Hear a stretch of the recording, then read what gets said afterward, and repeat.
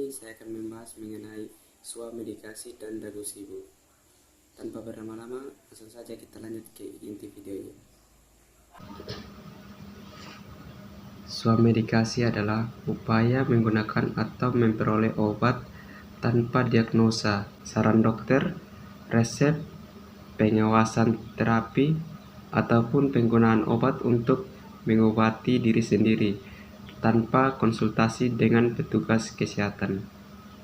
Keuntungan dari swamedikasi adalah murah, mudah, pasien dapat mengupayakan yang terbaik bagi dirinya. Kekurangan swamedikasi yaitu kesalahan pengobatan, kurangnya pengetahuan masyarakat, penyakit bertambah parah, dan timbulnya penyakit baru. Penggunaan obat. Obat dapat dibagi menjadi 4 golongan, yaitu yang pertama obat bebas, obat yang dapat dibeli tanpa menggunakan resep dokter. Yang kedua, obat bebas terbatas. Obat ini juga sama seperti obat bebas, dia dapat dibeli tanpa menggunakan resep dokter.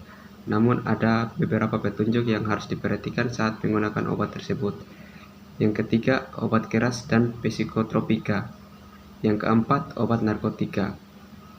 Penyakit-penyakit yang dapat diobati dengan swamedikasi yaitu seperti sakit kepala, demam, mah, diare, dan penyakit kulit.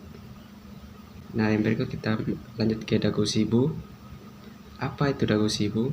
Dagosibu merupakan singkatan dari dapatkan obat dengan benar, gunakan obat dengan benar, simpan obat dengan benar, dan buang obat dengan benar.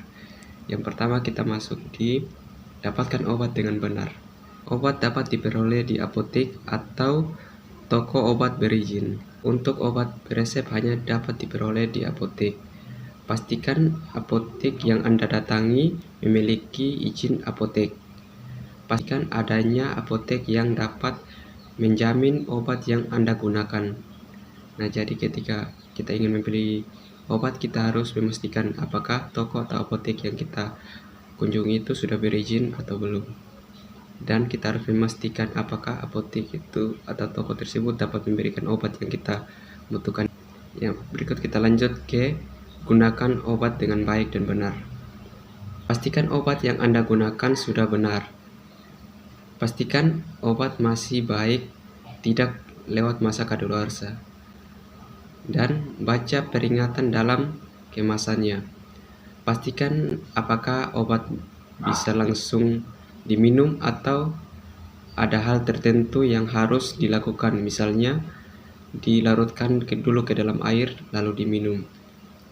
Nah, dalam penggunaan obat juga ada beberapa ketentuan, misalnya minum obat sesuai waktu, dan bila Anda hamil atau menyusui, tanyakan obat apa yang sesuai, dan gunakan obat sesuai dengan cara penggunaannya. Berikut kita masuk di simpan obat dengan benar.